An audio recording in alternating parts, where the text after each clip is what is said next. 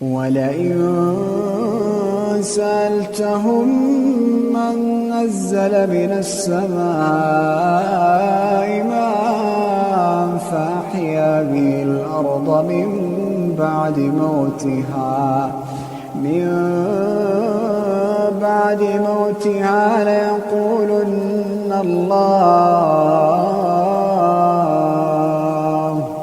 قل الحمد لله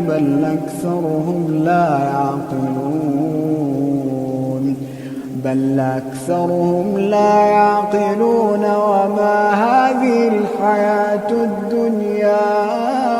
إلا لهو ولعب وإن الدار الآخرة لهي الحيوان لو